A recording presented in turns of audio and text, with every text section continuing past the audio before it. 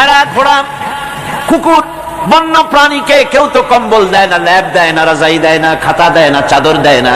আল্লাহ রাব্বুল আলামিন তিনি এমন রব, শীত প্রধান দেশের পশুদের গায়ে পশম দিয়া চিরস্থায়ী কম্বল জড়ায় দিয়েছেন। এটা হচ্ছে রব। প্রতিপালনের পদ্ধতি কি সুন্দর করে তিনি প্রতিপালন করছেন, কি সুন্দর করে তিনি পশু পক্ষীগুলিকে তাদের আহার জোগাড় করছেন, প্রতিপালন করছেন। তিনি রব, মানুষকে সৃষ্টি করেছেন, আমাদেরকে সৃষ্টি করেছেন, সব প্রয়োজন মিটাইছেন, সকল প্রয়োজন মিটিয়েছেন, একটা জিনিস বাদ রাখেন না। আমাদের মুখে দাঁতের দরকার ছিল, মায়ের পেট থেকে দাঁত নিয়ে আসিনি। মায়ের পেট থেকে আসার পরে আমাদের খাবারের দরকার ছিল। লক্ষ্য করেন রব কারে বলে, লক্ষ্য করুন। মায়ের পেটের মধ্যে যখন ছিলাম, ওখানে কোনো রোগের জীবাণু ঢুকতে পারে নাই। ফি করারিন মাকিন, একটি সুরক্ষিত জায়গায় আল্লাহ রাব্বুল আলামিন বাচ্চাকে রেখেছেন, যেখানে কোনো সর্দি হবে না, জ্বর হবে না, সর্দি হবে না, ব্রঙ্কাইটিস হবে না, ডায়াবেটিস হবে না, প্রেসার হবে না। মায়ের পেটের মধ্যে বাচ্চাকে এমন জায়গায় আল্লাহ যত্ন করে রেখেছেন। এই বাচ্চা যখন মায়ের পেট থেকে বেরিয়ে এলো, তখন তার পরিবেশ অত্যন্ত খারাপ। এখানে পলিউশন আছে, এখানে কার্বন ডাই অক্সাইড আছে, এখানে বিষাক্ত হাওয়া আছে, এখানে দূষিত আবহাওয়া রয়েছে। প্রতি মুহূর্তে রোগ তাকে হামলা চালাতেছে। এই রোগের থেকে সে বাচ্চা বাঁচবে কি করে? এই জন্য রব্বুল আলামিন তিনি এমন রব, মায়ের বুকের মধ্যে যে খাবার তৈরি করলেন বাচ্চার, ওই খাবারের মধ্যে বাচ্চার ওষুধও আল্লাহ পাক বানায়া দিলেন। মায়ের বুকের দুধ শুধু দুধ নয়, এটা ওষুধ। সুবহানাল্লাহ। এটা খাদ্য, এটা ওষুধ, এটা ভিটামিন, এটা ক্যালসিয়াম, এটা কার্বোহাইড্রেট, যা দরকার বাচ্চার জন্য সব আল্লাহ মায়ের দুধের মধ্যে দিয়ে দিলেন। যতক্ষণ বাচ্চা পেটে ছিল দুধ ছিল ঘন, যখন বাচ্চা মায়ের পেট থেকে বেরিয়ে এলো দুধটা হয়ে গেল পাতলা।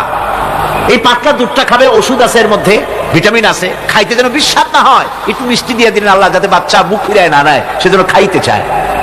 তারপরে যখন বাচ্চার হাড্ডি খেতে হবে, মাছ খেতে হবে, গোশত খেতে হবে, দুধের আর দরকার নাই।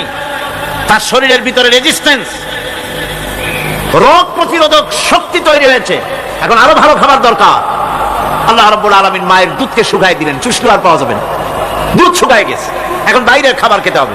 আসছিল যখন বুকে দাঁত ছিল না, বাইরে যখন এলো দাঁতের যখন দরকার হলো, কোন আল্লাহর বান্দা কি আল্লাহর কাছে দরখাস্ত করেছেন যে আল্লাহ আমার কয়েকখান দাঁত দাও, দাঁত ছাড়া আমি চাবাই কেমন?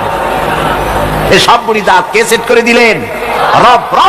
রব্বুল আলামিন দাঁতগুলিকে সেট করে দিলেন। মুখের মধ্যে দাঁত এসে গেল। আল্লাহ রাব্বুল আলামিন শরীরটাকে সাজিয়ে গুছিয়ে, হিউম্যান বায়োলজি যাকে বলা হয়, এই শরীরকে যে সুন্দর করে আল্লাহ পাক তৈরি করলেন, বলে শেষ করা যাবে না কত সুন্দর করে আল্লাহ পাক বানিয়েছেন। বিজয় এলে কি করবেন আল্লাহ শিখাই দিয়েছেন। কে শিখিয়েছেন? আল্লাহ রাব্বুল আলামিন বলেন, ইযা জাআ নাসরুল্লাহি ওয়াল ফাত ورأيت الناس يدخلون في دين الله أفواجا فسبح بحمد ربك واستغفر إنه كان توابا। আল্লাহর পক্ষ থেকে যখন বিজয় আসবে, ও নবী, বিজয় যখন আসবে আল্লাহর পক্ষ থেকে, তখন আপনি দেখতে পাবেন আল্লাহর পক্ষ থেকে মদদ, বিজয় যখন আসবে দলে দলে লোক ইসলামের মধ্যে প্রবেশ করবে। এই বিজয় দেখে আপনি কি করবেন? আপনার জন্য দায়িত্ব তখন ফাসাব্বিহ বিহামদি রাব্বিকা ওয়াস্তাগফির ইন্নাহু কানা তাওয়াবা। আপনি বেশি করে ইস্তিগফার করুন, বেশি করে তাসবিহ পড়ুন। রাসূল করিম সাল্লাল্লাহু আলাইহি ওয়াসাল্লাম এই সূরা নাযিল হওয়ার পর, ইসলামের চূড়ান্ত বিজয়ের মুহূর্তে এই সূরা যখন নাযিল হলো, রাসূল করিম সাল্লাল্লাহু আলাইহি ওয়াসাল্লাম হাদিস শরীফে এসেছে সারাক্ষণ বেশিরভাগ করতেন সুবহানাকা আল্লাহুম্মা ওয়া বিহামদিকা নাস্তাগফিরুকা ওয়া নাতুবু ইলাইক। সুবহানাকা পড়েন, সুবহানাকা আল্লাহুম্মা ওয়া বিহামদিকা নাস্তাগফিরুকা ওয়া নাতুবু ইলাইক। রাসূল করিম সাল্লাল্লাহু আলাইহি ওয়াসাল্লামকে হযরত আয়েশা সিদ্দিকা রাদিয়াল্লাহু তাআলা আনহা জিজ্ঞেস করেছেন, হুজুর আপনি এখন এই দোয়াটা এত বেশি বেশি করতেছেন কেন? হুজুর বলেছেন, এটা আমাকে পড়তে বলা হয়েছে, আমাকে ইস্তেগফার করতে বলা হয়েছে, আমাকে তাসবিহ করতে বলা হয়েছে। অর্থাৎ বিজয়ে বিনয়ী হও, স্বাধীনতা দেন আল্লাহ, টিকায় রাখার মালিকও সে আল্লাহর প্রতি রুজু হতে হবে, মাথা নত করতে হবে। ঢোল বাজায় জাতির স্বাধীনতা রক্ষা করা যাবে না। গান গেয়ে নাটক করে ভারতীয় সংস্কৃতির উলঙ্গ বেহায়া নর্তকী এনে বাংলাদেশের স্বাধীনতা রক্ষা করা যাবে না। স্বাধীনতা রক্ষা করতে পারবে ইমানদার সাহসী সরকার। ইমানদার হতে হবে, সাহসী হতে হবে। স্পষ্ট করে ভারতকে জানিয়ে দিতে হবে, বাংলাদেশের বুকের উপর থেকে ট্রানজিট দেওয়া হবে না, হবে না, হবে না। আমাদের চট্টগ্রামের এই চট্টগ্রামের পোর্টকে থামুন, চট্টগ্রামের বীর চট্টলার পোর্টকে ভারতের জন্য মুক্ত হতে দেওয়া হবে না। এদেশের লক্ষ লক্ষ মানুষের জীবন যেতে পারে, ভারতকে ট্রানজিট দেব না।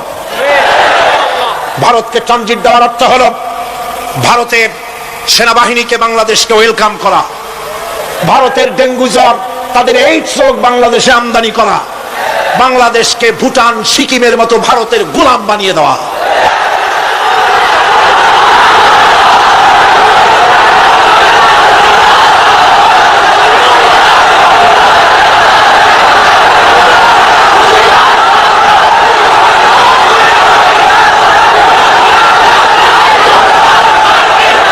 বন্ধুগণ, বন্ধুগণ, আমি বলতেছিলাম থামুন।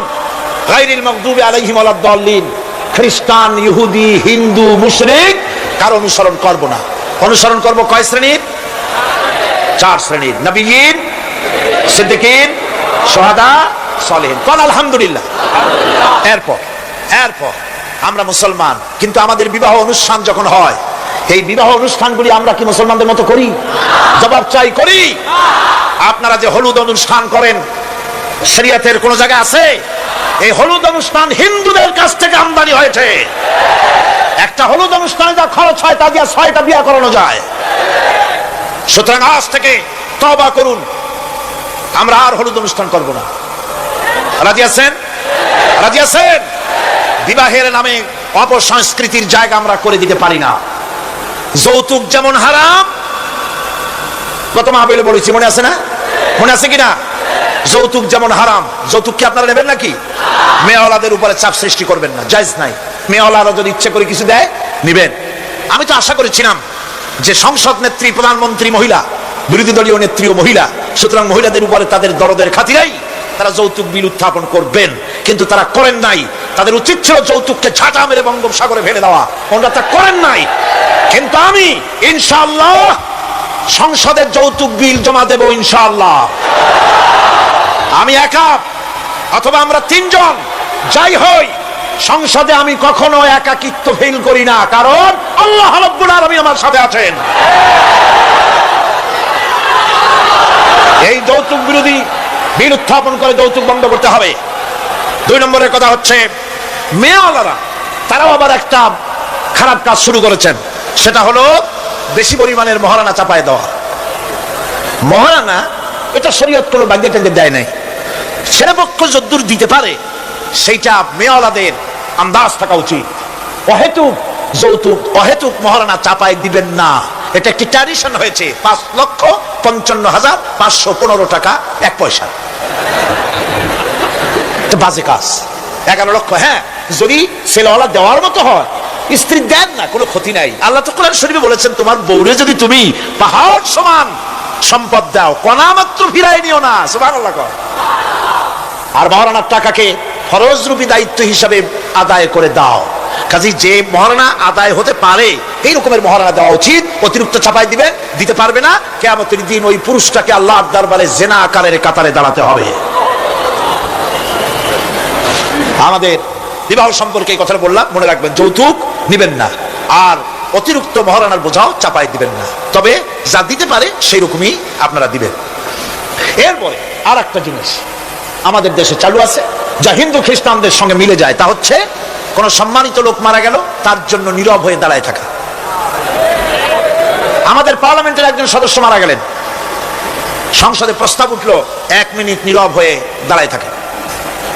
আমি বললাম, স্পিকার সাহেব, 1 মিনিট দাঁড়ায় থাকলে যদি সওয়াব হয়, তো 1 মিনিট কেন, আসুন আমরা 25 মিনিট খাড়ায় থাকি। আর যদি কোনো সওয়াবই না হয়, তাহলে এই প্রহসন কেন? আমরা তো আমাদের মা বাপের কবরের কাছে গিয়া কোনোদিন ভূতের মতো খাড়াই থাকি না, সেখানে তো অবশ্যই আমরা দোয়া দুরূদ পড়ি, ঠিক কিনা? বললাম স্পিকার সাহেব, আমার মাহফিল যদি হতো তো আমি বলতাম সূরা ফাতিহা পড়েন, ইখলাস পড়েন, দরুদ শরীফ পড়েন। এটা আপনার মাহফিল, এটার গার্ডিয়ান আপনি, এটার অভিভাবক আপনি। আপনি সকলকে বলেন সূরা ফাতিহা, সূরা ইখলাস পড়তে। মাননীয় সম্মানিত স্পিকার সাথে সাথে বললেন সকলকে আপনারা ফাতিহা পড়েন, ইখলাস পড়েন, দরুদ শরীফ পড়েন। আলহামদুলিল্লাহ, বললেন আলহামদুলিল্লাহ।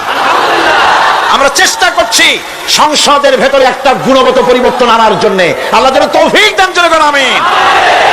ভাইরা আমার, সুতরাং এই সমস্ত হচ্ছে খ্রিস্টান ইহুদিদের কাস্টমস, তাদের ট্র্যাডিশন, এর সাথে আমাদের কোনো সম্পর্ক নাই।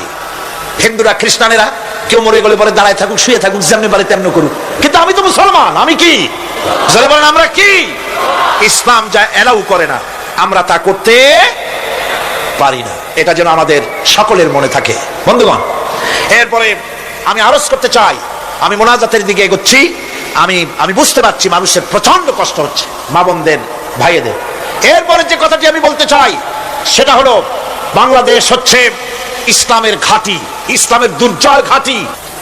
আমাদের এই দেশে আল্লাহর দ্বীন কায়েম করতে হবে, জমিন আল্লাহর। আমি জিজ্ঞেস করতে চাই, এই লক্ষ লক্ষ জনতার কাছে জমিন কার? আমি খুশি হইতে পারলাম না।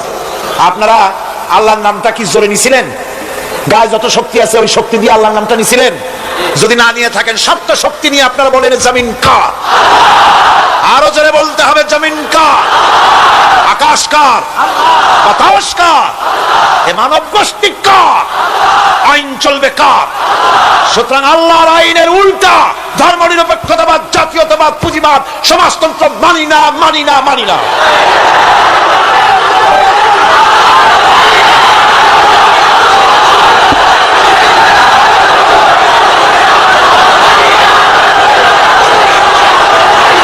আল্লাহর এই জমিনে, সরে যাও, আল্লাহর এই জমিনে প্রয়োজন হচ্ছে আল্লাহর দ্বীন প্রতিষ্ঠার জন্য ঐক্যবদ্ধ প্রচেষ্টা।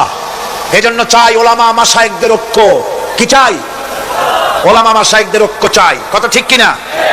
কিন্তু আমাদের দেশের এক শ্রেণীর ওলামা আছেন, তাদের প্রতি সম্পূর্ণ শ্রদ্ধা জানিয়ে বলছি, ওনারা বুঝতে পারেন না, ওনাদের অজান্তেই ওনাদেরকে নির্বাচনে খাড়া করে দেয় পয়সা দিয়া। হুজুর আপনার খরচ হবে না, যা লাগে দিয়ে দেবো। আপনার মতো লোক যদি নির্বাচন না করে, আপনি যদি পার্লামেন্টে না যান, তো পার্লামেন্ট দিয়ে হবে কি? ওই হুজুর বোঝেন না যে আমি পার্লামেন্টে যাই করবোটা কি? ওখানে যাই কড়িকাঠ জানলার দরজা কয়টা গুনিয়েই করে দিতে পারবে না। ওনার জামানত বাজেয়াপ্ত হবে, উনি তা নিজেও জানেন। তারপরে ইসলামী আন্দোলনের একটা লোকজন ফেল করানো যায়, সেজন্যই সম্পূর্ণ ইখলাসের সাথে উনি দাঁড়ায় যান। আর এজন্য পার্শ্ববর্তী দেশ থেকে কিছু লোক আসেন, তারা এসে এদেশের মুসলমান এবং ওলামাদের মধ্যে অনৈক্য ঘটায় যান। তারা যত বড় আলেম হোক আর পীর নামের হোক, আমি তাদেরকে সাবধান হতে বলি, আপনার রাজনীতি আপনার দেশে করুন। আওলাদ রাসূলের নাম লাগাইয়া বাংলাদেশের রাজনীতিতে নাক গলাবেন না।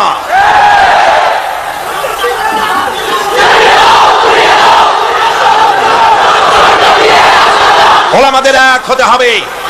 আমি ওলামায়ে কেরামদের খেদমতে আরজ করি, যদি এক আমরা না হতে পারি, দ্বীন প্রতিষ্ঠা হবে না। কিয়ামতে আল্লাহর কাছে দায়ী হতে হবে। জনগণের কোনো দোষ নাই। জনগণের দোষ আছে?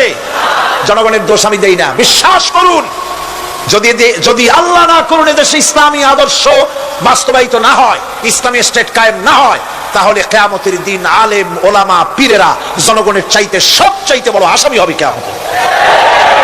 আল্লাহ পাক এই জাতির ওলামাদের, এই জাতির রাহবারদেরকে ঐক্যবদ্ধ হওয়ার তৌফিক দান করুন। ওনারা যত ফতোয়া দেন, সমস্ত ফতোয়া ইসলামী আন্দোলনের বিরুদ্ধে। মদখোরের কাছ থেকে টাকা নিতে আপত্তি নাই, নিজের মঞ্চে জেনাকার, খুনি, মদখোরকে নিয়ে এক প্ল্যাটফর্মে বসে বক্তৃতা করতে আপত্তি নাই, কিন্তু ইসলামী আন্দোলনের লোককে মঞ্চে টাকা দেয় না। সমস্ত ফতোয়া ইসলামী আন্দোলনের বিরুদ্ধে তারা দেন।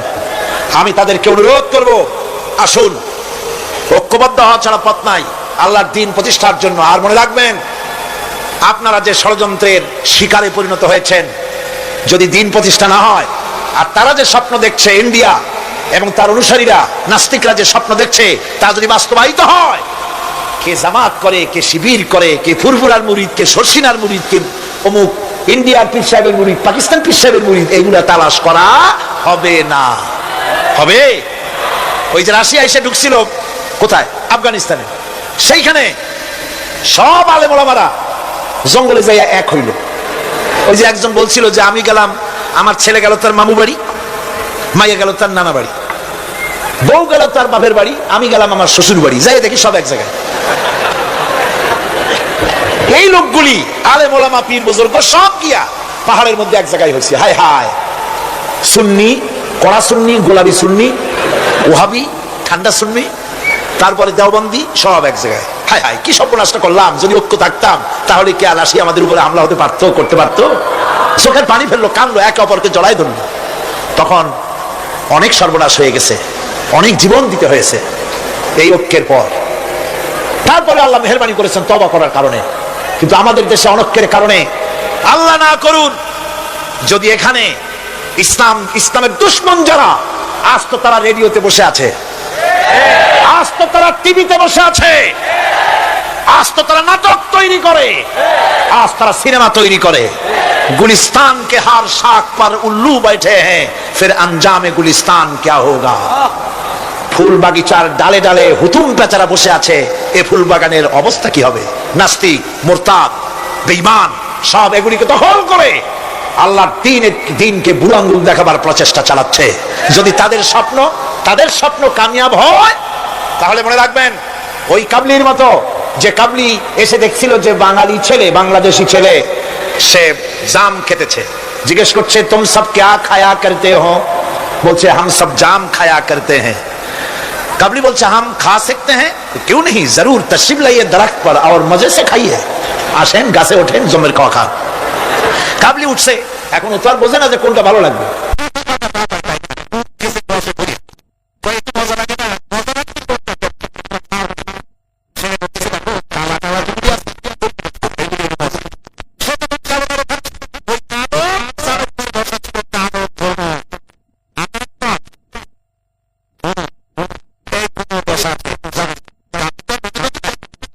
শুদ্ধা ধরছে, কাবলির হাতের মধ্যে ভ্রমর পড়ছে। এখন কাবলির হাত তো বোঝেন সাগর কলার মতো আঙ্গুল, ওর ভিতরে ভ্রমর পড়ে ভোঁ ভোঁ করছে। কাবলি বলছে ভোঁ করো, ভাঁ করো, छोड़ेगा नहीं, কালে কালে जितने पाएंगे सब खा छोड़ेंगे। কালো পাইনি হয়েছে। সুতরাং ইসলাম বিরোধীরা যদি সুযোগ পেয়ে যায়, দেওবন্দি মাদ্রাসায় কে পাশ করেছো, পটিয়াকে, হাটহাজারীকে, ফুরফুরাকে, সরসিনাকে, দেওবন্দিকে, আলিয়াকে দেখা হবে না, পাইকারি ধরে দাড়ি টুপি ধরে ধরে হত্যা করা হবে।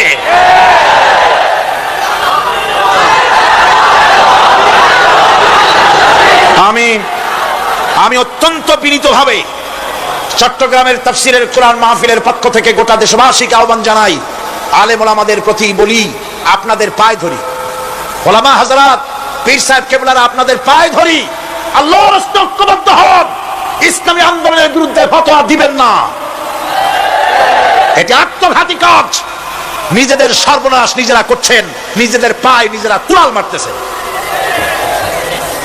এরপরে আমি যুবকদের জন্য বলবো, যুবকরা তোমরা যারা মাহফিলে এসেছো, মাহফিলের যুবকরাই বেশি আসে আলহামদুলিল্লাহ। এই জন্য মাহফিলে লোক ঠেকাবার জন্য কত যে চেষ্টা, তাদের চেষ্টার কোনো অবধি নাই। এই আমার বিরুদ্ধে 1989-90 দুইটা বছর যা জ্বালানো হয়েছে, যেখানে যাই, আমি যাওয়ার আগেই হযরত হরতাল শরীফ আছে হাজির, 144 ধারা হাজির। তো মাহবুদের মেহেরবানি, জনগণ কোরআনের পাগল, বাংলাদেশের জনগণ যেখানে 144 দিয়েছে সরকার, জনগণ সেখানে 288 বানায় দিছে। এক পত্রিকায় দেখলাম সেখানে লিখেছে হরতালও সফল, তাফসীরও সফল। আবার কেমনে? তারপরে দেখলাম উনি নিজেই লিখছেন, তিনি আবার এখনকার সরকারের একজন মন্ত্রীও, প্রতিমন্ত্রী। তিনি লিখছেন সেখানে যে সাইদি যেখানে যায় হরতালের ডাক দেওয়া হয়। তো হরতালের ডাক দেওয়া হলো পরে স্কুল বন্ধ, কলেজ বন্ধ, মাদ্রাসা বন্ধ, দোকানপাট বন্ধ, কারখানা বন্ধ। সন্ধ্যার দিকে কারো কোনো কাজ নাই, সব তাফসীরে হাজির। তো দুটোই সফল হলো।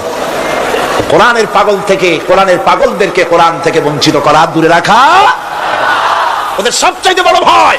বুড়ারা ওরাই যাবে মাহফিলে, যুবকরা যায় কেন? ওদের চিন্তা যে আমাদের পুকুরের জিয়ানো মাছগুলি সব তো নিয়ে গেল, ঠেকাইতে পারবে না। এই যুবকদের শরীরের ভিতরে রক্ত কার? না না, আল্লাহ রক্ত না, আন্দাজে কথা কইেন না। এই যুবকদের মধ্যে রক্ত হিন্দুর রক্ত নাই, সূর্য সেনের এক ফোঁটা রক্ত নাই, রবীন্দ্রনাথের রক্ত নাই। এই কোটি কোটি মুসলমান যুবকের ভেতরে রয়েছে শাহ মখদুম, শাহ আমানতের রক্ত, হাজী শরীয়তুল্লাহর রক্ত রয়েছে, হাজী নিসারউদ্দিনের রক্ত, তিতুমীরের রক্ত রয়েছে। সুতরাং এই মুসলমান যুবকদেরকে ইসলামের রাস্তা থেকে সরিয়ে দেওয়া যাবে না। যুবকদের বলি, আল্লাহর দ্বীন কায়েমের জন্য ঐক্যবদ্ধ হতে হবে। বাংলাদেশ আল্লাহর জমিন, কোরআনের আইন এখানে প্রতিষ্ঠার জন্য যুবকদের বলি, ইসলাম শেখো, কোরআন শেখো, চরিত্র বানাও। When character is lost, everything is lost. চরিত্রই যখন হারাবে, তখন তোমার কাছে হারাবার মতো আর কোনো জিনিস বাকি থাকবে না। চরিত্রকে বলবৎ রাখবে। চরিত্র হলো সবচাইতে মানুষ হওয়ার জন্য চরিত্র শ্রেষ্ঠ জিনিস। এই চরিত্রকে তোমরা হেফাজত করবে, 5 ওয়াক্ত নামাজ পড়বে, ওয়াকুনু মা'আস সাদিকিন, সত্যবাদীদের সাথে থাকবে। যারা ইসলামের আন্দোলন করে তাদের সাথী হও, তাদের কর্মী হও। আল্লাহ রাব্বুল আলামিন তোমাদেরকে যুগের খালিদ বিন ওলীদ আল্লাহ বানাই দিবেন। আমি তো বিশ্বাস করি এই যুবকদের হাতে ইসলামের পতাকা উড়বে বাংলাদেশে ইনশাআল্লাহ।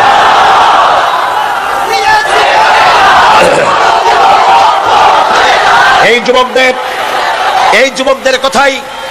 যুবকদের কথাই আল্লাহ পাকের নবী বলেছেন।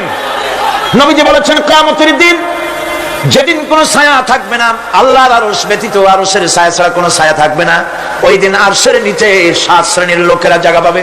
ওর ভিতরে হবে এক শ্রেণী হবে ওয়াশাবুন নাশা ফি ইবাদাতিল্লাহ, ওই সব যুবক যারা রাত কাটিয়েছে আল্লাহর ইবাদত করে, চোখের পানি ফেলেছে, তাদের জন্য জান্নাত যুবকদের জন্য। আমি আগেও বলেছি, বুড়োরা কেউ ভেস্তে যাবে না, চিন্তা করে কোনো লাভ নাই। কালো মানুষ আর বুড়া মানুষ ভেস্তে যাবে না, কোন মৌলভী সাহেবের ফতোয়া নয়, স্বয়ং রাসূলুল্লাহ বলছেন। এখন তো বুড়া মানুষেরা মহা মুসিবতে পড়ছে, আমিও আপনাদের দলে, চিন্তার কারণ নাই। রাসূলুল্লাহ বলেছেন, বুড়া কালো মানুষ কান্দো না, কান্দার কোনো দরকার নাই। তুমি যখন ভেস্তে যাবে তুমি বুড়া থাকবে না, আল্লাহ জামান বানাই দিবেন। কালো মানুষ কালো থাকবে না, জান্নাতে যাওয়ার সময় আল্লাহ পাক পূর্ণিমার চাঁদের চাইতেও সুন্দর বানাই দিবেন। সুতরাং যুবকেরা, বেহেশত তোমাদের জন্য, এই বেহেশতের জন্য তৈরি হও, জান্নাতে যাওয়ার জন্য তৈরি হও। এই দুনিয়ার নারী বাড়ি গাড়ি তুচ্ছ আল্লাহর জান্নাতের সামনে। সাহাবায়ে কেরাম জীবন দিয়েছেন জান্নাতের আশায়। সেই জান্নাতের আশা, জাহান্নামের ভয় আর জান্নাতে যাওয়ার লোভ প্রত্যেকটি যুবকের রক্তের ফোঁটায় ফোঁটায় আল্লাহ ঢুকাই দিক। কোরআনে কারীমের মধ্যে আল্লাহ পাক এই পৃথিবীর বুকে যারা আরামের টাটকা সুখগুলি আরামগুলি যারা বর্জন করে আল্লাহ রাব্বুল আলামিনকে বিশ্বাস করে যারা জীবন পরিচালনা করেছে, আল্লাহ পাক তাদের জন্য জান্নাত রেখেছেন এবং তাদের জন্য বলছেন, সাবিকু ইলা মাগফিরাতিম মির রাব্বিকুম ওয়া জান্নাতিন আরদুহা কাআরদিস সামাই ওয়াল আরদ উইদ্দাত লিল্লাযীনা আমানু বিল্লাহি ওয়া রাসূলিহি।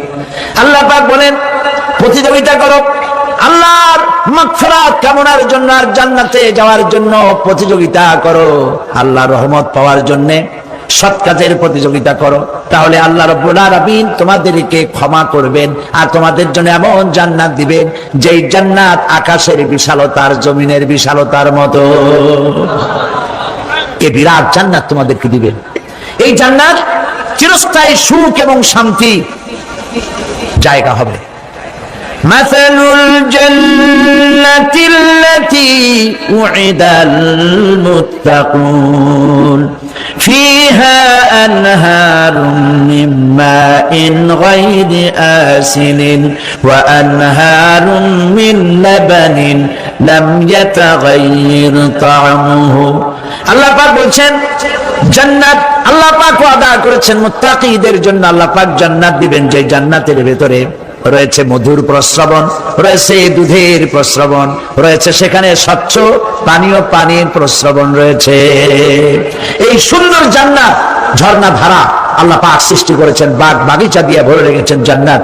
সেই জান্নাতে জান্নাত হবে এয়ার কন্ডিশন, রৌদ্রের তাপ হবে না সেখানে, রৌদ্রের খরতাপ হবে না সেখানে, ঠান্ডার প্রচন্ডতা থাকবে না। কিরকম হবে জায়গাটা?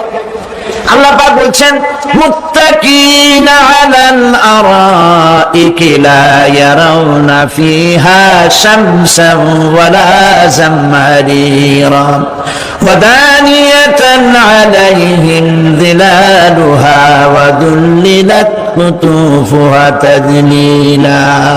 আল্লাহ পাক এমন জান্নাত রেখেছেন, সেই আল্লাহ পাক সেই জান্নাতের ভিতরে জান্নাতীরা ঠেস লাগায় মুখোমুখি অবস্থায় তারা সেখানে বসবে, আর জান্নাতীদের মনের মধ্যে কোনো দুঃখ থাকবে না, পেরেশানি থাকবে না।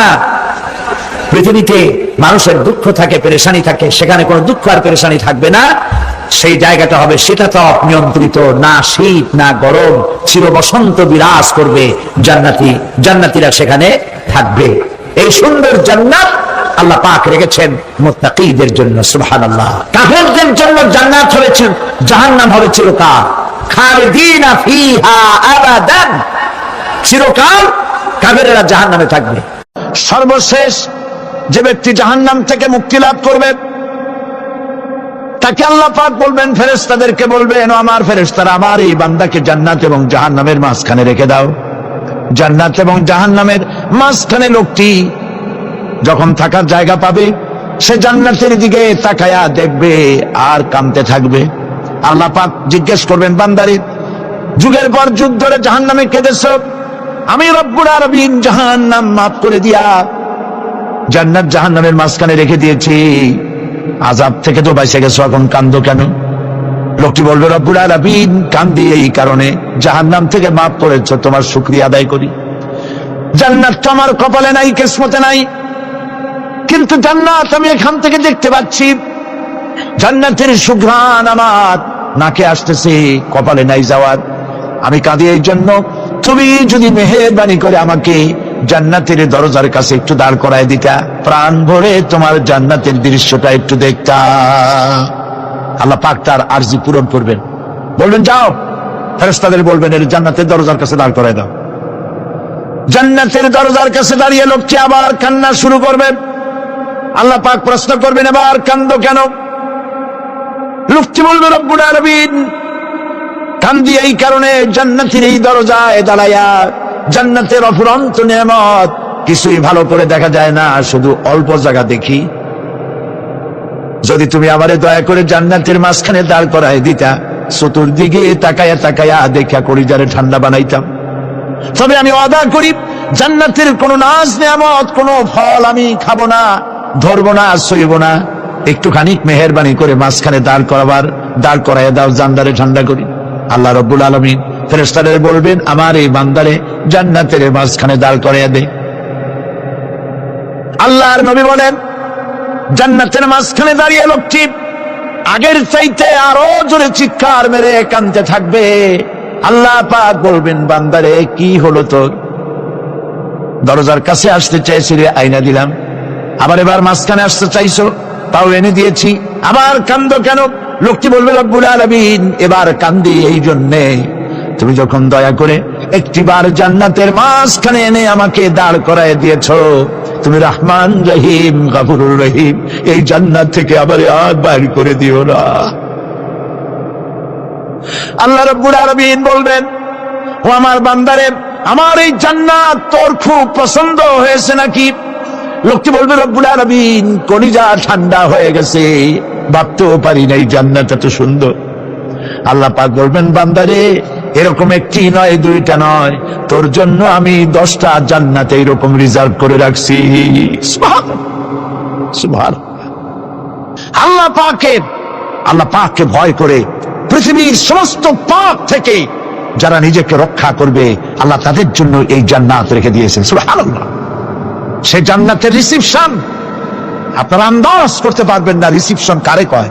কি এর প্রধানমন্ত্রী আর প্রেসিডেন্ট, 4-5টা পুলিশ আর আর্মি এসে একটা ফট করে সেলুট মারলো, বাস হয়ে গেল, এরকম না। জান্নাতীদেরকে রিসিপশন দেওয়া হবে।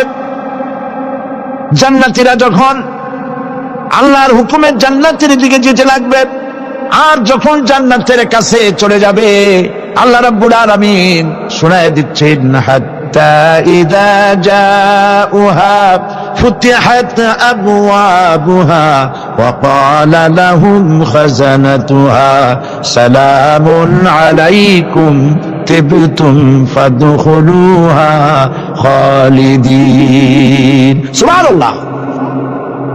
জান্নাতীরা যখন জান্নাতে প্রবেশ করার দরজার মুখোমুখি হবে, তার রক্ষীগণ তখন বলবে সালামুন আলাইকুম, আল্লাহর শান্তি তোমাদের উপরে বর্ষিত হোক। সুবহানাল্লাহ। দুনিয়ার টাটকা টাটকা সুখগুলি দুই পা দিয়ে ছেড়ে দিয়েছো, টাটকা সুখগুলি গ্রহণ করো নাই, হারাম খাও নাই, আল্লাহর দ্বীন কায়েমের জন্য রক্ত দিয়েছো, জীবন দিয়েছো, কষ্ট করেছো, আল্লাহকে ভয় করেছো। আমাদের সালাম গ্রহণ করো, জান্নাতের মধ্যে ঢুকে যাও চিরকালের জন্য। সুবহানাল্লাহ। আর বাইর হওয়া লাগবে না, চিরকাল এই জান্নাতের মধ্যে তোমরা বসবাস করতে পারবে, আল্লাহ রাব্বুল আলামিনের ফেরেশতারা বলে দিবে। জান্নাতের মধ্যে আল্লাহ পাক হুরদের সঙ্গে জান্নাতীদের বিয়ের ব্যবস্থা করে দিবেন। কোরআনে কারিমে আল্লাহ পাক বলেন মুত্তাকিইনা আলা সুরুজিম মাসফুফাতিন ওয়া যাওয়াজনাহুম বিহুরিন ঈন। সামনাসামনি ভাবে সাজানো সারি সারি আসন সমূহের উপর তারা ঠেস লাগায় বসে থাকবে, আর আল্লাহ রাব্বুল আলামিন হুরদের সাথে জান্নাতীদের বিয়ের ব্যবস্থা করে দিবেন। যেসব হুরের সঙ্গে বিয়ে হবে তাদের আল্লাহ পাক বিবরণ দিচ্ছেন কি রকম হবে তারা। লাম ইয়াতমিসহুন্না ইনসু ওয়ালা জান। এর পূর্বে জিন এবং ইনসান এদেরকে কেউ স্পর্শ করে নাই। কি রকম তারা? কাআন্নাহুন্নাল ইয়াকুতু ওয়াল মারজান। যেমন ঝিনুকের ভিতরে মণিমুক্তা থাকে, এইভাবে আল্লাহ পাক তাদেরকে পবিত্র করে রেখে দিয়েছেন। আমার প্রিয় ভাইরা, আল্লাহ রাব্বুল আলামিন কোরআনে কারীমের ভিতরে বলেছেন ফাবিআইয়ি আলা'i রাব্বিকুমা তুকাযযিবান। জান্নাত দান করে আল্লাহ পাক এবার জান্নাতীদেরকে সম্বোধন করে বলবেন ইয়া ইবাদি লা খাউফুন আলাইকুমুল ইয়াওমা ওয়ালা আনতুম তাহজানুন। হে আমার বান্দারা, লা খাউফুন আলাইকুমুল ইয়াওম, আজ আর কোনো ভয় নাই। সুবহানাল্লাহ, সুবহানাল্লাহ। আজ আর কোনো ভয় নাই, কোনো চিন্তাও নাই, আরামে এই জান্নাতের মধ্যে বসবাস করো। এরপরে আল্লাহ পাক জিজ্ঞেস করবেন ও আমার জান্নাতীরা, আমি যেসব ওয়াদা করছিলাম আমার ওয়াদা মোতাবেক সমস্ত নিয়ামত পেয়েছো? তারা বলবে হ্যাঁ পেয়েছি, সব নিয়ামত আপনার ওয়াদা মোতাবেক সব পেয়েছি। আল্লাহ রাব্বুল আলামিন বলবেন সব পাও নাই, ওয়ালাদাইনা মাজিদ, আমার কাছে আরো বেশি আছে। সুবহানাল্লাহ, আমার কাছে আরো বেশি আছে। জান্নাতীরা বুঝবে না সে আরো বেশিটা কি, এর থেকে আর বেশি কি। প্রিয় ভাই সব, নবী করিম সাল্লাল্লাহু আলাইহি ওয়াসাল্লাম বলেছেন জান্নাতের সুখ আর শান্তি কোন চোখ নাই যা দেখেছে, যা কোন অন্তঃকরণ নাই যা কল্পনা করতে পেরেছে। এই জান্নাত মুত্তাকিদের জন্য আল্লাহ রাখছেন। সুবহানাল্লাহ। জান্নাতীরা ভাবতেও পারবে না সেই নিয়ামতগুলি কি। প্রিয় ভাই সব, সেই মুহূর্তে আল্লাহর নবী মুহাম্মদ রাসূলুল্লাহ সাল্লাল্লাহু আলাইহি ওয়াসাল্লাম বলবেন রব্বুল আলামিন, আমার উম্মতেরা জান্নাতীরা বুঝতে পারে নাই আপনার কাছে কি নিয়ামত আরো বেশি আছে। আমার এই উম্মতেরা জান্নাতীরা আপনার ওয়াদা মোতাবেক সব পেয়েছে, কিন্তু একটি জিনিস এখনো তাদের কিসমতে হয় নাই। সেই জিনিসটা হলো যারা তার রবকে না দেখে শুধু কোরআন আর হাদিসের কথা শুনে আরবের ঘুম হারাম করে তাহাজ্জুদের নামাজ আদায় করেছিল, চোখের পানি ফেলেছিল। যারা জান্নাত দেখে নাই, জাহান্নাম দেখে নাই, আপনাকে ভয় করে যারা জীবন পরিচালনা করেছিল, যারা আপনাকে দেখে নাই, না দেখে শুধু কোরআন হাদিস বিশ্বাস করে যারা অকাতরে নিজেদের জীবন বিলায় দিয়েছিল, এই জান্নাতীরা এখন পর্যন্ত তার রবকে দেখতে পারে নাই। আল্লাহ রাব্বুল আলামিন তার সামনে থেকে ৭০,০০০ পর্দা সরে যাবে। আল্লাহ পাক বান্দাদের আরজি পুরা করার জন্য জান্নাতীদের সামনে তিনি জালোয়া ফরজ হবে। কোরআন শরীফের ভিতরে আল্লাহ পাক বলে জান্নাতীরা তারা আল্লাহর দিকে, জান্নাতীরা তার রবের দিকে তাকিয়ে থাকবে, আর রব তার বান্দাদের দিকে তাকাইয়া থাকবে। প্রাণ ভরে জান্নাতীরা রবকে দেখবে, সুবহানাল্লাহ, আল্লাহ পাককে দেখবে। প্রাণ খুলে আজ দোয়া করি রব্বুল আলামিন, জান্নাতের যেই পরিবেশে, যেই জায়গায় তুমি দয়া করে তোমার গোলামদেরকে তুমি নিজেই দর্শন দিবে, দেখা দিবে। মনিব ও আমাদের রব, আজ এই বিশাল জনসমুদ্র নিয়ে তোমার দরবারে আবেগ ভরা কণ্ঠে বলি, যেই অনুষ্ঠানটি তুমি এমন মুবারক অনুষ্ঠান করবে যেখানে তুমি জান্নাতীদেরকে দেখা দিবে, ওই জান্নাতের কোনো একটি, ওই অনুষ্ঠানের কোনো একটি কোনায় কানায় আমাদেরকেও দাঁড় করাইয়া দেখার তো ভাই সব। আল্লাহ রাব্বুল আলামিন মানুষের সামনে এত সব নিয়ামত রেখেছেন, এই জান্নাত দান করবেন। এরপরে আল্লাহ রাব্বুল আলামিন কোরআনে কারীমের মধ্যে বলেছেন, রব্বিস সামাওয়াতি ওয়াল আরদি ওয়া মা বাইনাহুমার রাহমানি লা ইয়ামলিকুনা মিনহু খিতাবা। এসব পুরস্কার রয়েছে তোমাদের সেই রবের পক্ষ থেকে যিনি আকাশ আর জমিনের মালিক। সুবহানাল্লাহ বলবেন না? যার সামনে কথা বলার ক্ষমতা কারো হবে না। এটি একটি মারাত্মক কথা। কিয়ামতের দিন আল্লাহর দরবারে কেউ কথা বলতে পারবে না আল্লাহর নির্দেশ ছাড়া। একটি আকীদা পরিষ্কার করে নিয়ে যান আপনাদের। সে আকীদাটা এভাবে পরিষ্কার করুন, কোন পীর সাহেব, কোন খাজা বাবা, কোন মাওলানা, কোন মুহাদ্দিস, কোন বুজুর্গ আপনাকে সুপারিশ করতে পারবে না যদি না আল্লাহ পাক তাকে কথা বলার তৌফিক না দেয়। মনে থাকবে এটা। আয়াতুল কুরসির ভিতরে আমরা পড়ি, মান জাল্লাযী ইয়াশফাউ ইনদাহু ইল্লা বিইজনিহি। আল্লাহ পাক বলেছেন কিয়ামতের দিন আল্লাহর দরবারে কার সাহস আছে কথা বলতে পারে? মান জাল্লাযী ইয়াশফাউ ইনদাহু ইল্লা বিইজনিহি। আল্লাহর ওয়াদা ছাড়া, হুকুম ছাড়া আল্লাহর সামনে কথা বলার সেদিন কেউ থাকবে না। সুবহানাল্লাহ, কেউ কথা বলতে পারবে না। সুপারিশ করতে হবে আল্লাহ যারে বলেন তুমি করো, অমুকের জন্য করো, সেই ব্যক্তি শুধু তার জন্যই করতে পারবে, আর কেউ কথা বলতে পারবে না। সেই কঠিন হাসরের ময়দান, যেদিন শুধুমাত্র আল্লাহ পাক কথা বলবেন, আর যারে বলতে বলবেন সেই কেবলমাত্র বলতে পারবে। সুপারিশ এটি আল্লাহ পাক কিয়ামতে পারমিশন দিলে বলা যাবে। হযরত ইব্রাহিম আলাইহিস সালাম কিয়ামতের দিন তার নিজের পিতা সম্পর্কে সুপারিশ করবেন রব্বুল আলামিন, আমার আব্বার জন্য সুপারিশ করতেছি, মেহেরবানি করে জাহান্নাম থেকে তারে আপনি রক্ষা করুন। আল্লাহ রব্বুল আলামিন বলবেন, ইব্রাহিম তোমার সুপারিশ মঞ্জুর হবে না। প্রিয় ভাই সব, একটু মাথা কাটান, চিন্তা করেন।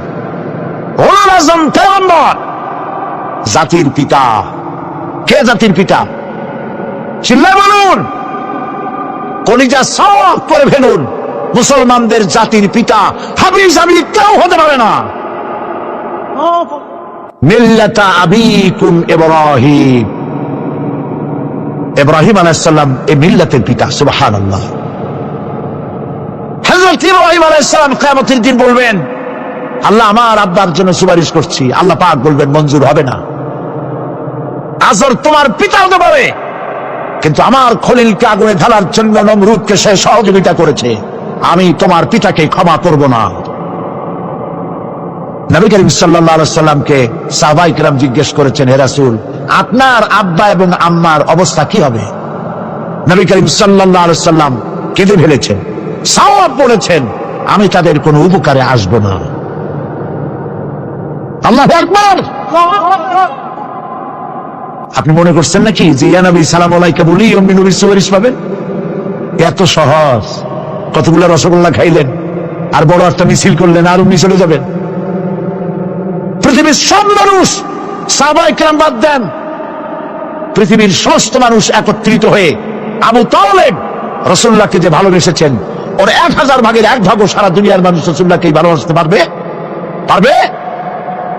নিজের ছেলে আলীকে, আলী রাদিয়াল্লাহু তাআলা আনহুকে আলাদা বিছানায় শোয়াইয়া ছোট্ট মানুষ হযরত আলী আলাদা জায়গায় রাখিয়া মুহাম্মদুর রাসূলুল্লাহ সাল্লাল্লাহু আলাইহি ওয়াসাল্লাম এতিম মানুষ তারে কলিজার সাথে বুকের মধ্যে আশ্রয় দিয়ে আগলে রেখেছেন বুক পরে। সেই আবু তালেব মৃত্যুর সময় নবী করিম সাল্লাল্লাহু আলাইহি ওয়াসাল্লাম বলেছিলেন, চাচা একটিবার আমার কানে তাওহীদের কালেমা শোনায় দেন। আবু তালেব তার কিসমতে ছিল না কালেমা। মরে যাওয়ার পর একজন সাহাবী বলেছিলেন, ইয়া রাসূলুল্লাহ, মৃত্যুর সময় আবু তালেবের মুখ আমি নড়তে দেখেছি, তিনি কালেমা পড়েছেন সম্ভবত। রাসূলুল্লাহ সাহেব বলেছেন, আমি শুনি নাই। এত ভালোবাসার পরও হাদিস শরীফে এসেছে আবু তালেব জাহান্নামে যাবে। কোথায় যাবে? জাহান্নামে। সবচাইতে কম আযাব হবে কার? আবু তালেবের। কম আযাবটা কি? হাদিস শরীফে এসেছে কম আযাব হলো জাহান্নামের আগুন দিয়ে 1 জোড়া জুতা তৈরি করে আবু তালেবের পায়ে পরিয়ে দেওয়া হবে। সেই জাহান্নামের আগুনের তৈরি করা জুতার তাপে আবু তালেবের মাথার ঘিলুগুলো টকবক করে বউ পড়তে লাগবে। এত ভালোবেসে যদি কিয়ামতের উপায় না হয়, আপনি ইয়া নবী সালাম আলাইকা, ইয়া রাসূল সালাম আলাইকা আর কতগুলো জিলাপি খাইলেন, বড় একটা মিছিল করলেন। প্রিয় ভাই সব, এইসব বেদাত ছাড়ুন, এগুলো সুস্পষ্ট বিদআত। রাসূলুল্লাহকে ভালোবাসবেন সাহাবীরা যেভাবে ভালোবেসেছেন ওইভাবে ভালোবাসবেন।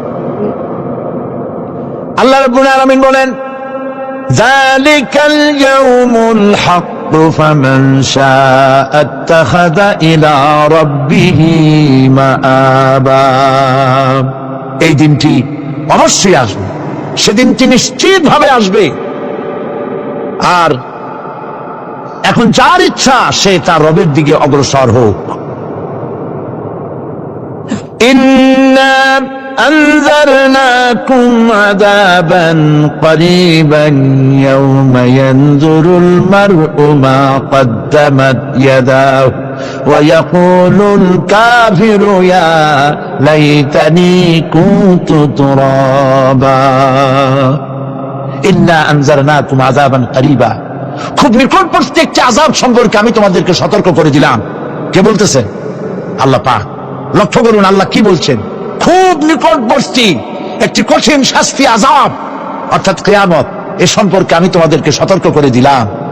ইয়াউমা ইয়ানজুরুল মার'উ মা কদ্দামাত ইয়াদা, সেদিন প্রত্যেকটি লোক যা সে পাঠিয়ে দিয়েছিল এখানে, অর্থাৎ যা করেছিল সেগুলি সে দেখতে পাবে। আর তখন ওয়ায়াকুলুল কাফিরু ইয়া লাইতানি কুনতু তুরাবা, সেই কিয়ামতের ময়দানে অবস্থা দেখে কাফেরেরা বলবে, আহারে মানুষ না হইয়া যদি মাটি হইয়া যেতাম, যদি মাটি হতাম, যদি মানুষ না হয়ে না জন্মতাম, আজ এই হাসরের ময়দানে এইখানে এই বিচারের মুখোমুখি হতাম না, মাটি হইলে বরং অনেক ভালো হতো।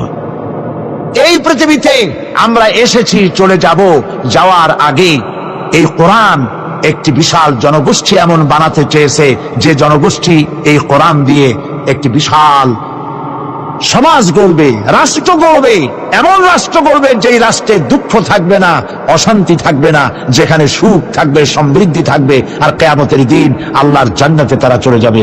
কেমন একটি সমাজকে আমরা চাই? সবাই বলেন সেরকম একটি সমাজকে আমরা চাই। প্রিয় ভাই সব, কিয়ামতের দিন আমরা যেতে চাই জান্নাতে। কোথায় যেতে চাই বলেন? জোরে বলেন। এই জান্নাতে যাওয়ার জন্যে, এই জান্নাতে যাওয়ার জন্য 2টা কাজ করতে হবে। কয়টা কাজ? আল্লাহ রাব্বুল আলামিন বলেন, ফামান কানা ইয়ারজু লিকাআ রাব্বিহি ফালইয়ামাল আমালান সালিহান ওয়া লা ইউশরিক বিইবাদাতি রাব্বিহি আহাদা। আল্লাহ পাক বলেন, যে বাজারা আমার সঙ্গে দেখা করতে চায় কিয়ামতে 2টা কাজ করা লাগবে। বলেন কয়টা কাজ? একটা হলো নেক আমল। কি আমল বলেন? নেক আমল। নেক আমল কারে বলে? নেক আমল করতে হলে আবার দুইটা শর্ত লাগে। এক নম্বরে কাজটা করতে হবে আল্লাহরে খুশি করার জন্য। কারে খুশি করার জন্য? একটা মাদ্রাসা বানাইছি যাতে লোকেরা বলে যে বড় একটা মাদ্রাসা বানাইছে, এই জন্য মাদ্রাসা বানাবেন, মসজিদ বানাবেন, হসপিটাল বানাবেন, যা কিছু করেন নিয়ত হবে আল্লাহকে খুশি করা। নিয়ত হবে কারে খুশি করা? আল্লাহ পাককে খুশি করা। এই হলো নেক আমলের প্রথম শর্ত, কাজ হবে আল্লাহকে খুশি করার জন্য। দুই নম্বরে কাজটি হতে হবে সুন্নতে নববী সাল্লাল্লাহু আলাইহি ওয়াসাল্লামের উপরে। মনে থাকবে, দাড়ি রাখবো কেন রাখবো? রাসূলের সুন্নাত।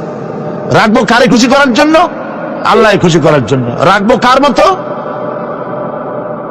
রবীন্দ্রনাথের মতো, কার্ল মার্কসের মতো, কবির মতো নয়। রাখতে হবে কার মতো? নবীর মতো। বুঝে নেন, কাজটা হতে হবে আল্লাহকে খুশি করার জন্য। দুই নম্বরে কাজটা হতে হবে সুন্নতে নববী সাল্লাল্লাহু আলাইহি ওয়াসাল্লামের উপরে হতে হবে। তাহলে এই হলো এক নম্বর।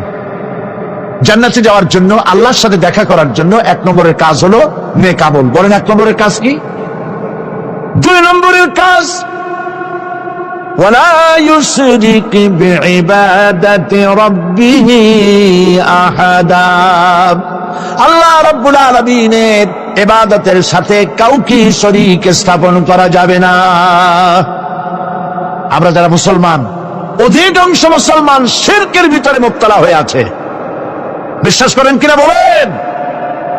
কাফেররা তো মুশরিক আছেই, ওরা তো মুশরিক আছেই, কিন্তু আমরা মুসলমানেরা আমাদের আমলের মধ্যে আমাদের অজান্তে সবের নিয়তে অনেক শিরক আমরা করে বসি। নাউজুবিল্লাহ, বলেন নাউজুবিল্লাহ। এই জন্য আমি বারবার সতর্ক করি, নিজেকেও করি, আপনাদেরকেও করি। এই কারণে করি, শিরকের গুনাহ আল্লাহ মাফ করবেন না। ইন্না শিরকা লা যুলমুন আযীম। শিরক মস্ত বড় অপরাধ, জুলম, আল্লাহ মাফ করবেন না। আল্লাহর কাছে কান্দে কান্দে মাফ চাওয়া লাগবে যে আল্লাহ শিরক থেকে আমাকে রক্ষা করো, বাঁচাও। অনেক গোপন শিরক আছে। মাজারে যান, পীর সাহেবের কাছে যান, মনে যদি নিয়ত থাকে উনি ফু দিলে আমি ভালো হবই, উনি তাবিজ দিলে আমার বাচ্চা হবেই, উনি আমারে দয়া করলেই আমার ব্যবসায় উন্নতি হবেই, এইটার নাম শিরক। এটার নাম কি? ওয়াইজা সাআলতা ফাসআলিল্লাহ ওয়াইজা ইসতাআনতা ফাসতাইন বিল্লাহ। যা বলার আল্লাহরে বলো, আর যা চাওয়ার কার কাছে চাও? চিল্লায় বলেন। কলিজাটাকে পরিষ্কার করে দেন আজকের মাহফিলে। এই কলিজায় কারো প্রতি কোনো ভয় রাখবো না আল্লাহ ছাড়া। ভয় করবো কারে বলেন? মোহব্বত আল্লাহ ছাড়া, এত বেশি মোহব্বত আর কাউকে করবো না। আল্লাহ তাআলা আমাদের কলিজায় তোমার ভয় এবং মোহব্বত দিয়ে ভরে দাও। রাসূলের মোহব্বত দিয়ে আমাদের দিলকে ভরে দাও। বিশ্বাস করুন ভাই সাহেব, কোরআন শরীফ আমার সামনে, বিশ্বাস করুন, দেশি পীর বিদেশি পীর, খাজা বাবা দেশে এবং বিদেশে, কেউ আপনার ভাগ্য বদলাই দিতে পারবে না। এই পিছনে দৌড়ায় দৌড়ায় কোনো লাভ নয়। এতক্ষণ মসজিদের ভেতরে বসে আল্লাহর কাছে কাঁদেন। ওয়াকালা রাব্বুকুম উদউনি আস্তাজিব লাকুম। তোমার রব বলেছে আমারে ডাকো, আমি ডাকের সাড়া দিয়ে দেব। সুবহানাল্লাহ। আর আল্লাহ বলেছেন আমার ইবাদতের সাথে কাউকে শরীক করবে না। ক্ষমতা আলাইসাল্লাহু বিকাফিন আব্দা। আল্লাহ প্রশ্ন করছেন আলাইসাল্লাহু বিকাফিন আব্দা, আমি কি আমার বান্দার জন্য যথেষ্ট নই? চিল্লায় বলুন অবশ্যই যথেষ্ট। আবার বলেন অবশ্যই যথেষ্ট। কলিজা সাফ করে ফেলেন। সম্রাট শাহজাহান, দিল্লির সম্রাট, হাবিজাবি সম্রাট না, দিল্লির সম্রাট। এখন কোথায়? কবরের মধ্যে। কবি বলতেছেন শাহনে জাহাं को जिन्हें फक्र से देते थे बाज, शाहने जहां को जिन्हें फक्र से देते थे बाज, वाज कब्र में है सूरह अलहम्दु की मोहताज। সারা ভারতবর্ষ যারা ট্যাক্স দিয়ে নিজেকে সৌভাগ্যবান বলে মনে করত, সে আজ কবরের মধ্যে ভিক্ষুকের মতো সূরা আল-হামদুর মতো একটি সূরার মুহতাজ হয়ে ভিক্ষুকের মতো শুয়ে আছে। সম্রাট শাহজাহান মসজিদে বসে আছে, এক ফকির ঘুরতেছে, লোকেরা কয় ছোটবেলা থেকেই তোমার খয়রাত করতে দেখলাম, ভিক্ষা কি জীবনেও যাবে না তোমার? লোকটি বলছে আমি ভিক্ষা করবো স্যার, আমার উপায়টা কি? এই লোকটি আমি ভিক্ষা করা স্যার করবো কি? লোকেরা তো আমার 60 টাকা 50 টাকা 100 টাকা দেয় না, 4 আনা 5 আনা 1 টাকা এই আমার দেয়, এই দিয়ে আমি বললো কবে কবে। লোকটি বলছে আচ্ছা দেখো, তুমি তো জায়গা মতো যাইতে পারো নাই, বাদশার কাছে যাও, এমন দেওয়া দেবে জীবনে আর খয়রাত করা লাগবে না। তো বাদশার কাছে কি খয়রাতি যাইতে পারে কোনোদিন? হ্যাঁ এখন পারবা। কেমনে? সম্রাট শাহজাহান এখন একা একা মসজিদে আছেন। তখনকার এসব বাদশারা অনেকে নামাজি ছিলেন, দিনদার ছিলেন। ফকির দরজার কাছে দাঁড়াইয়া দেখতে পাচ্ছে কেউ নাই, দেহরক্ষীরা দূরে দূরে দাঁড়ানো। বাদশাহ মসজিদের ভেতরে বসে হাত তুলে ঝুলতেছে আর কাঁদতেছে, চোখের পানি দিয়া দাঁড়িয়ে ভিজে ভিজে পড়ছে। এই দৃশ্য অনেকক্ষণ দেখলো ফকির। কিছুক্ষণ পর সম্রাট শাহজাহান মসজিদ থেকে বেরিয়ে আসছে। ফকির বলছে আসসালামু আলাইকুম হুজুর। তিনি বললেন ওয়ালাইকুম আসসালাম, চলে গেল। বাদশা বলল আমার কাছে তো কেউ আইসা কিছু না চাইয়া তো যায় না, এর দেখলাম খয়রাতির মতো কিছু চাইলো না, বেটা ভয় করলো নাকি? আমি আজকে আসো। আসছে। ভয় পাইছো? কয় না ভয় পাইনি। তো কিছু যে চাইলে না? ফকির বলছে জাহাপানা সত্যিই কিছু চাইতে আসছিলাম, তারপর চাইলে না কেন? ফকির বলছে জাহাপানা সারা জীবন ভিক্ষা করেছি, আর আজ দিল্লির সম্রাটের কাছে বেশি পাওয়ার লোভে এসেছি না, কিন্তু আপনার দশা দেখা আমার জ্ঞানের চোখ খুলে গেছে। আমি লক্ষ্য করে দেখলাম আমি সম্রাটের কাছে চাইতে এসেছি, হাত তুলি নাই, বিনয় প্রকাশ করি নাই, চোখের পানি ফেলি নাই, কিন্তু লক্ষ্য করে দেখলাম দিল্লির সম্রাট আমার চাইতেও বড় ভিক্ষুকের মতো। আবার কোন সম্রাটের কাছে হাত তুলে কান্দে? আমার জ্ঞানের চোখ খুলে গিয়েছে, আমি বুঝতে পেরেছি সম্রাট কান্দে যেই সম্রাটের কাছে, তারে ছাড়া আর কারো কাছে জীবনে চাইব না। এই কথাই সূরা ফাতিহায় প্রত্যেকদিন পড়ি, বুঝি না কি পড়ি। ইয়াকা না'বুদু ওয়া ইয়াকা নাস্তাঈন। আয় আল্লাহ, একমাত্র তোমার গোলামি করি আর তোমার কাছে সাহায্য চাই, তুমি ছাড়া কারো কাছে সাহায্য চাই না। কলিজা সাফ করুন। কোন মরা পীর, কোন জিন্দা পীর আপনার মনের আশা পুরা করতে পারবে না, পারবে না, পারবে না। ওয়াসি সেদিন শপথ নিয়েছিলেন রব্বুল আলামিন, আমি জাহালাতের কারণে যেই বল্লম দিয়ে ইসলামের একজন শ্রেষ্ঠ সন্তানকে আমি শহীদ করে ফেলেছিলাম, আমি বুঝতে পারি নাই, ওই বল্লমটা আমি হেফাজতে রেখে দিয়েছি। তুমি আমার এই দোয়া মঞ্জুর করো, আমি যেন এই বল্লম দিয়ে এই পৃথিবীর নিকৃষ্ট ইসলামের কোন দুশ্মনকে যেন আমি শেষ করে দিতে পারি। আল্লাহ পাক দোয়া তার মঞ্জুর করে নিলেন। মুসাইলামা কাযযাবের বিরুদ্ধে হযরত আবু বকর সিদ্দিক রাদিয়াল্লাহু তাআলা আনহু যে বাহিনী পাঠালেন, হযরত ওয়াসি সেই বাহিনীর মধ্যে ছিলেন। আর তিনি সেই বল্লমটা দিয়া, যে বল্লম দিয়ে তিনি হযরত হামজাকে শহীদ করেছিলেন, সেই বল্লমটা দিয়েই ইসলামের নিকৃষ্ট শত্রু মুসাইলামা কাযযাবকে দুনিয়া থেকে তিনি বিদায় করে দিলেন। দাউদ আলাইহিস সালামকে আল্লাহ রাব্বুল আলামিন এমন মুআজিজা দিলেন, তিনি যখন লোহা মুঠো করে ধরতেন হাতের ভিতরে, লোহা পানি হয়ে হাতের ফাঁকের মধ্য দিয়া তা পড়ে যেত পানি হয়ে। এভাবে মুআজিজা তাকে দেওয়া হলো। সুলাইমান আলাইহিস সালামের মুআজিজা ছিল তক্তার উপরে বসতেন, ইঞ্জিন লাগতো না, মেশিন লাগতো না, বিনা ইঞ্জিনে বিনা মেশিনে তক্তা হাওয়ার উপরে উড়ে সারা পৃথিবী ঘুরে আসতেন। ঈসা আলাইহিস সালামের মুআজিজা ছিল জন্মন্দের চোখের উপরে হাত বুলিয়ে দিতেন, সঙ্গে সঙ্গে চোখ তার ভালো হয়ে যেত। আবার কুষ্ঠ ব্যাধিগ্রস্ত লোকের গায়ে হাত বুলিয়ে দিলে তার শরীর ভালো হয়ে যেত। এটা ছিল তার মুআজিজা। রাসূল পাক সাল্লাল্লাহু আলাইহি ওয়াসাল্লামের সময় মুআজিজা, তার সময় প্রভাব ছিল সাহিত্যের। সাহিত্য আর কবিত্বের এত বেশি প্রভাব বিস্তার হলো, তারা কবিতা লিখে রচনা করে করে কাবা শরীফে লাগাই দিত। পারলে এই কবিতার সাথে মোকাবেলা করো এই চ্যালেঞ্জের। আল্লাহ রাব্বুল আলামিন সেই সময় কোরআনে কারীমকে অবতীর্ণ করে দিলেন। কোরআনে কারীম দুনিয়ার সমস্ত সাহিত্য আর কবিত্বের সমস্ত মানকে ছাড়িয়ে চলে গেছে এমন এক পর্যায়ে, কিয়ামত পর্যন্ত কোরআনের সাহিত্যের ভাবধারা এর মানকে উতরে যেতে পারবে এমন সাহিত্যের জন্ম আজও হয় নাই, ভবিষ্যতেও হবে না। এটা হলো রাসূল পাক সাল্লাল্লাহু আলাইহি ওয়াসাল্লামের মুআজিজা। সাহাবায়ে কেরামদের সঙ্গে রোমকদের লড়াই হতেছে, রোমক সৈন্যরা যুদ্ধে জিততে পারতেছে না কিছুতেই। এরপরে তারা গোয়েন্দা বিভাগের লোক পাঠায় দিল, এদের সঙ্গে জিততে পারি না কেন, একটু খুঁজে দেখে আসো রাত্রে এরা করেটা কি। গোয়েন্দা বিভাগের লোক সারা রাত ঘুরে ঘুরে তারপরে এসে রিপোর্ট করলো। এরপরে এসে তাদের প্রধানের কাছে রিপোর্ট করলো, আমরা যার কাছে গিয়েছিলাম দেখে এলাম হুম বিল্লাইলি রাহবানুন ওয়া বিন্নাহারি ফুরসানুন, আমরা দেখে এলাম যাদেরকে দিনের বেলায় প্রচন্ড শক্তিশালী বীর যোদ্ধা রূপে যাকে যুদ্ধ করতে দেখেছি ময়দানে, রাতের বেলায় দেখলাম গিয়া একেবারে নিতান্ত ফকিরের মতো কেউ তো সেজদায় পড়ে কাঁদতেছে, কেউ আবার তেলাওয়াত করতেছে, চোখ দিয়া পানি পড়তেছে, আবার কেউ নামাজ পড়তেছে, আবার কেউ হাত তুলে রেখেছে তাদের প্রভুর দরবারে, চোখের পানিতে তাদের চোখ বুক ভেসে যেতেছে। সারাটা রাত তেলাওয়াত আর সেজদা আর নামাজের মধ্যে তারা এভাবে কাটিয়ে দিয়েছে। সেনাপতি এই রিপোর্ট শোনার পরে বললেন, ও গোয়েন্দা বিভাগের লোকেরা, আমার রোমক সৈন্যরা শোনো, যে জাতির নৈতিক মান এত উচ্চে, ওই জাতির সঙ্গে যুদ্ধ করা মানে আমাদের আত্মহত্যা করার শামিল। এদের সাথে কিছুতেই আমাদের পক্ষে পারা সম্ভব না। হ্যাঁ, এদের সাথে পারা যাবে যদি এই সম্পর্ক নষ্ট করে দেওয়া যায়। আল্লাহর সাথে তাদের এই গভীর সম্পর্ক যেটা আছে, এই সম্পর্ক নষ্ট করে দিতে হবে, তাহলেই কেবলমাত্র সম্ভব হবে।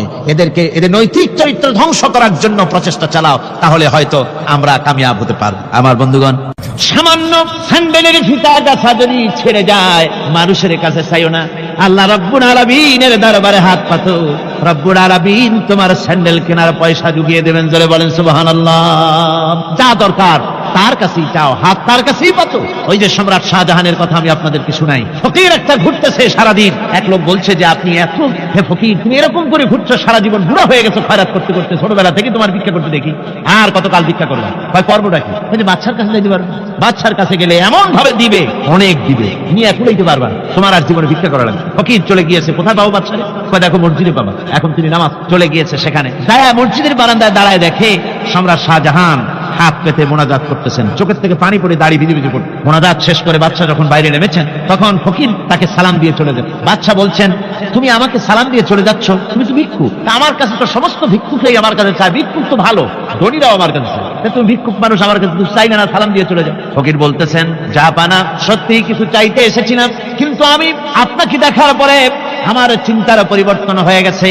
আমি তাকিয়ে তাকিয়ে দেখলাম মসজিদের ভেতরে আমি চাইতে এসেছি দিল্লির সম্রাট শাহজাহানের কাছে, যেই সম্রাট, দিল্লির সম্রাট যার কাছে আমি চাইতে এসেছি, আমি তো দাঁড়ায় আছি কান্দি না, কিন্তু আমি দেখতেছি যার কাছে আমি চাইতে এসেছি তিনি যেন আবার কোন সম্রাটের কাছে আমার চাইতেও দারুণ ভিক্ষুকের মতো হয়ে চোখের পানি ফেলে ভিক্ষা চাইতেছে। মনে মনে ভাবলাম, মানুষের কাছে ভিক্ষা চাইবো না কোনদিন আর। বাদশা কান্দে, যেই বাদশার কাছে, ওই সম্রাটের সম্রাট, রাজা ধীরাজ, আল্লাহর কাছে ছাড়া কারো কাছে জীবনে আর হাত পাতবো না। হযরত আবু হুরায়রা রাদিয়াল্লাহু তাআলা আনহু একবার রাসূল করিম সাল্লাল্লাহু আলাইহি ওয়াসাল্লামের দরবারে কাঁদতেছিলেন। হুজুর জিজ্ঞেস করলেন, আবু হুরায়রা তুমি কাঁদো কেন? হুজুর, হযরত আবু হুরায়রা বলেন, হুজুর আমার মা আমাকে মেরেছে, আমি সেই জন্য কাঁদতেছি। হুজুর বলেন, মা তোমাকে মারলো কেন? কোনো বেয়াদবি করেছো নাকি? তিনি বললেন, না কোনো বেয়াদবি করি নাই, তবে মারলো কেন? হযরত আবু হুরায়রা বলেন, হুজুর আমার মা হচ্ছেন মুশরিকা, আমার মা কাফের। আমি অনেক রাত হয়েছিল বাড়ি ফিরতে, আমার মা জিজ্ঞেস করলো, এত রাত কোথায় ছিলি? আমি বললাম, মা তাম পৃথিবী যে কদম মোবারক চুমতে পারলে নিজেকে ধন্য মনে করে, আমি সেই রাসূলের দরবারে ছিলাম, আসতে দেরি হয়ে গেছে। ইয়া রাসূলুল্লাহ, আপনার নাম শোনা মাত্র আমার মায়ের গায়ে আগুন জ্বলে গেল, সহ্য করতে না পেরে আমাকে মায়ের আরম্ভ করে দিল। বলল, আবু হুরায়রা হয় আমার বাড়ি ছাড়বি, না হয় মুহাম্মদ সাল্লাল্লাহু আলাইহি ওয়াসাল্লামের ঘর ছাড়বি, কোনটা করবি কর। আমি বললাম, মা তোমার গায়ে যত শক্তি আছে সমস্ত শক্তি দিয়ে তুমি আমাকে প্রহার করো, আমি তামাম তোমার বাড়িটা সুদ্ধা তামাম দুনিয়া ছেড়ে দিতে পারি, কিন্তু রাসূল পাক সাল্লাল্লাহু আলাইহি ওয়াসাল্লামের কদম মোবারক ছাড়তে পারি না। ভাইরা আমার, হযরতে আবু হুরায়রা কাঁদতেছেন। আল্লাহর নবী বলেন, তুমি কাঁদো কেন? তোমার মা তোমাকে মেরেছেন, আমি এখানে কি করব? এখানে তো আমি কোনো দখল আন্দাজ করতে পারি না, আমি কি করতে পারি? এখানে ইন্টারফেয়ার তো আমি করতে পারি না, মা তোমারে মেরেছে। হযরত আবু হুরায়রা বলেন, ইয়া রাসূলুল্লাহ, মায়ের বিরুদ্ধে কোনো নালিশ করার জন্য আপনার কাছে আমি আসি নাই, বলে কেন এসেছো? হযরত আবু হুরায়রা বলেন, হুজুর এসেছি এই জন্যে, আমি জানি আপনি যদি আল্লাহর দরবারে কোনো ব্যাপারে দোয়া করেন আল্লাহ রাব্বুল আলামিন তা মঞ্জুর করে নেন। আপনি মেহেরবানি করে আমার মায়ের হেদায়েতের জন্য আল্লাহর কাছে দোয়া করুন। হুজুর সাল্লাল্লাহু আলাইহি ওয়াসাল্লাম দুহাত উঁচু করলেন, বললেন আল্লাহুম্মা ইহদি উম্মা আবি হুরায়রা, আয় আল্লাহ আবু হুরায়রার মাকে তুমি হেদায়েত নসিব করে দাও। এই দোয়া রাসূল করতেছেন, হুজুরকে দোয়ার মধ্যে ফেলে রেখে আবু হুরায়রা দৌড় আরম্ভ করেছে বাড়ির দিকে।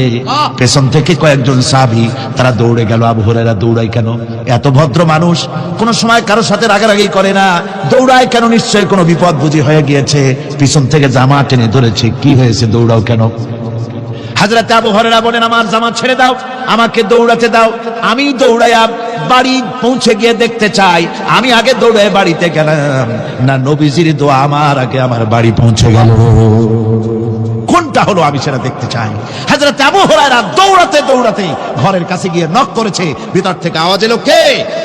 কিছুক্ষণ পর মা আমার বেরোলেন, মাথার চুল দিয়ে পানি পড়তেছে, বুড়া মানুষ।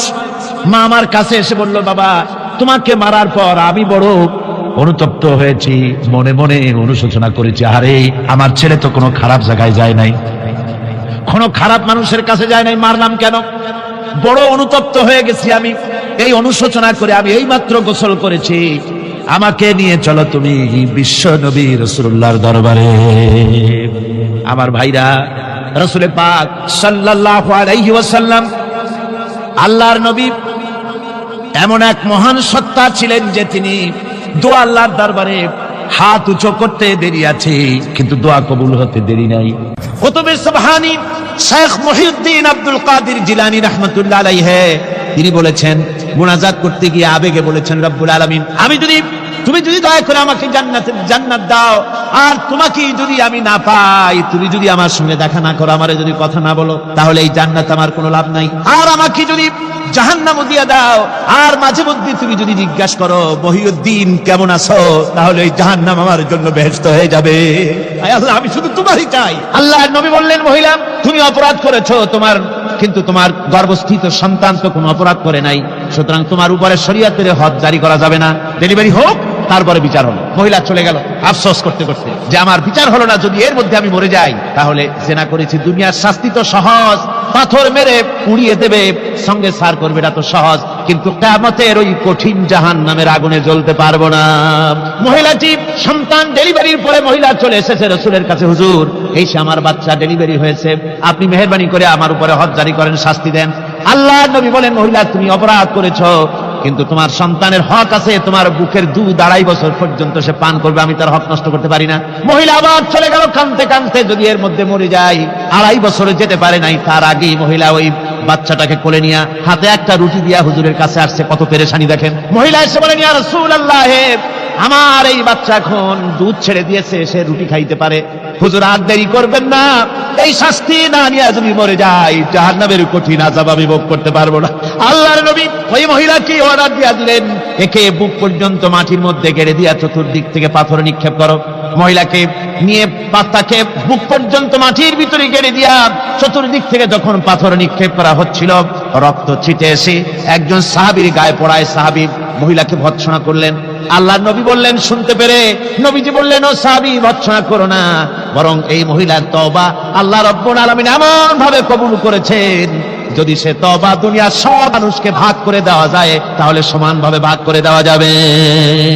60,000 সৈন্য তাদের অশ্ব নিয়ে, তাদের উষ্ট্র নিয়ে, তাদের মালপত্র নিয়ে, জিহাদের সামান নিয়ে শ্রাবণের খরস্রোতা নদী, উত্তাল তরঙ্গমালায় ভরা নদীর উপর থেকে এই সাহাবীরা পাড়ি দিয়ে ওপার চলে গেলেন। ওপার যাওয়ার পরে হযরতে সাদ বলছেন, তোমাদের কেউ কি হারায় গেছে নাকি?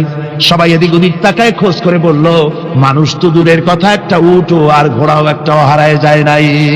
একজন বলল, আমার একটা পেয়ালা, যে পেয়ালা আমি পানি পান করতাম, সেই পেয়ালাটা তুফানের ছিটকে কোথায় চলে গেছে, ওইটা হারায় গেছে। হযরতে সাদ বলেন, মুজাহিদের কোন জিনিস দরিয়া নিতে পারে না, অবশ্যই তা ফেরত আসবে। এই কথা তিনি বলতেছিলেন, হঠাৎ করে দরিয়ার কিনারে একটা আওয়াজ হলো, দেখা গেল তুফানের ভিতরে সেই হারানো বাটিটা তাদের মধ্যে ফিরে এসেছে। আল্লাহু আকবার। মুজাহিদদেরকে সাহায্য করেন স্বয়ং আল্লাহ রাব্বুল আলামিন। আপনি কার? জঙ্গলের কাছে, ভিন্ন ইতিহাস, জঙ্গলের কাছেই মুসলমানদেরকে থাকতে দেওয়া হয়েছে। মনে করা হয়েছিল জঙ্গলের সমস্ত হিংস্র প্রাণীরা এই মুসলমানদের শেষ করে দেবে, যুদ্ধ করা লাগবে না। হযরতে সাদ সে অবস্থা বুঝতে পারলেন, তিনি একটা মঞ্চ তৈরি করলেন। সেই মঞ্চের উপরে দাঁড়ায় জঙ্গলের প্রাণীদের দিকে লক্ষ্য করে তিনি নোটিশ জারি করে দিলেন, বললেন, ইয়া আইয়াতুহাল হাশারাতু ওয়াস-সিবাউ নাহনু আসহাবু রাসূলুল্লাহ সাল্লাল্লাহু আলাইহি ওয়াসাল্লাম। হে জঙ্গলের হিংস্র প্রাণীরা, আমরা আল্লাহর রাসূলের সাহাবী, ফাইন্না নাজিলুনা ফামান ওয়াজাদনা বাদাহু কাতালনাহু। আমরা রাসূলের সাহাবী, এইখানে আল্লাহর দ্বীনকে কায়েম করার জন্য আমরা এসেছি, আল্লাহর কলেমার আওয়াজ নিয়ে আমরা এখানে রাত কাটাবো। সুতরাং এই জঙ্গলের ভিতরে হিংস্র প্রাণী যত আছো সব আমাদের এই জায়গা ছেড়ে অন্যত্র চলে যাও। আফ্রিকার জঙ্গলি মানুষেরা চিন্তা করলো, মানুষের কথা কি জঙ্গলি প্রাণীতে শোনে নাকি, পাগলে কয় কি? তারা তাকায় তাকায় দেখলো হযরতে সাদের এই ঘোষণার পরে বাঘের কাতারে বাঘ, সিংহের কাতারে সিংহ, সাপের কাতারে সাপ, যার যার ডিম আর বাচ্চা গুলি মুখে কামড়ায়া সাহাবীদের এলাকা ছেড়ে দিয়ে তারা অন্যত্র চলে গেল। আমার মুসলমান ভাইরা, এই ছিল মুসলমানদের ইতিহাস। দ্বীন প্রতিষ্ঠা করার কাজে মুসলমান এগোলে আল্লাহই মদত করেন। কে মদত করেন? হযরতে মূসা আলাইহিস সালাম ফেরাউনের কাছে গেলেন আর দাওয়াত দিলেন, ফেরাউন পড়ে নাও লা ইলাহা ইল্লাল্লাহ। একটি কথা আপনাদের মনে রাখতে হবে, দুনিয়ার কোন ফেরাউন, কোন নমরুদ, কোন সাদ্দাত, কোন হামান কেউ বলে নাই যে আমি আল্লাহ, আমি রাজ্জাক, আমি খালেক, আমি পৃথিবীর সৃষ্টি করেছি। কথা কেউ বলেছে? কেউ বলে নাই। কি বলেছে তারা? ফেরাউন বলেছে, মা আলিমতু লাকুম মিন ইলাহিন গায়রি, আমি তো জানি না আমি ছাড়া আরো কোন ইলাহ আছে, একথা আমার জানা নাই। সুতরাং আমি হচ্ছি ইলাহ আর তুমি বলছো লা ইলাহা। তার মানে হচ্ছে ওই সময় পয়গম্বরেরা, আল্লাহর নবীর সাহাবীরা তারা জানতেন যে আমরা কিসের দাওয়াত দেই, আর যারা শুনতো তারাও বুঝতো কিসের দাওয়াত শুনতেছি। আজ আমার দেশে একই কালেমার দাওয়াত দেওয়া হয়, কিন্তু মানুষেরা বুঝতে পারে না কি শুনতেছি। ভাষা জানার ব্যাপারে, বোঝার ব্যাপারে হলো আসল বিষয়। এটা বুঝাতে গিয়ে আমি মাঝে মধ্যে একটা দৃষ্টান্ত দেই এভাবে। একজনের একটা রেশনের দোকান ছিল, সেই দোকানে তার একটা ময়না পাখি ছিল। আর ময়না পাখিকে কথা শেখানো যায় সেটা তো আপনারা জানেন।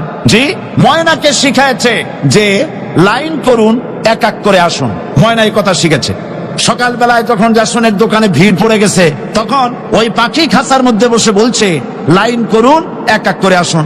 একদিন খাঁচার দরজা খোলা পেয়ে পাখি উড়ে গিয়ে গাছের ডালে বসেছে। আশেপাশে যত পাখি ছিল তারা চিন্তা করলো এই রকমের পাখি তো কখনো দেখি নেই। ময়না তো দেখতে কাকের মতো না, শালিকের মতো না, দেখতে একটা ভিন্ন রকম। ওরা এসে চতুর্দিক থেকে এই নবান্ত, এই যে নতুন এসেছে, ওরে ঠোকরানো শুরু করেছে চতুর্দিক থেকে। ঠোকরানি খেয়ে ময়না বলতেছে লাইন করুন, এক এক করে আসুন। এখন ময়না তো বোঝে না যে কি বলতেছি, আর যে পাখিরা ঠোকরাচ্ছে তারাও তো বোঝে না যে কি শুনতেছি। ময়না যদি বুঝতো যে আমি কি বলি, সবাই মিলে ঠোকরায়, তাই জান পাচ্ছে না। লাইন করে ঠোকরাইনি তো কলজে যাবে, সব ফটে ফটে চলে বুঝে নাই। আমাদের অবস্থা তাই হয়েছে। যখন হযরতে মূসা আলাইহিস সালাম দিলেন, ফেরাউন বলল আমি তো জানি না যে আমি ছাড়া আরো কোন ইলাহ আছে, আইনদাতা তো আমি, তুমি নতুন কোথা থেকে আইনদাতা নিয়ে আসছো? ফেরাউন বলছে দেখো, আমারে বাদ দিয়া যদি অন্য কাউকে ইলাহ বলে তুমি মানো, আর সেই শিক্ষা যদি যে জাতিকে দাও, তাহলে আমি তোমাকে ধরে লাআজআলান্নাকা মিনাল মাসজুনিন, আমি তোমাকে কারারুদ্ধ করব, আমি তোমাকে জেলখানায় ঢুকিয়ে দেবো। রাষ্ট্রশক্তি প্রথম বাধা দিল কারা? বলেন সবাই। সেই বাধা কি ওখানে শেষ হয়েছে না এখনো আছে? আছে কিনা জোরে বলেন। আমি তোমাকে জেলখানায় ঢুকাবো। হযরত মূসা আলাইহিস সালাম বলেন, ফেরাউন জেলের ভয় আমি করি না, আমার কি জেলের ভয় দেখায়া লাভ নাই, আমি আল্লাহ পাকের পয়গম্বর। হযরতে মূসা আলাইহিস সালাম, ফেরাউনের দলবল আছে, লোক লস্কর আছে, তার অস্ত্রের অভাব নাই।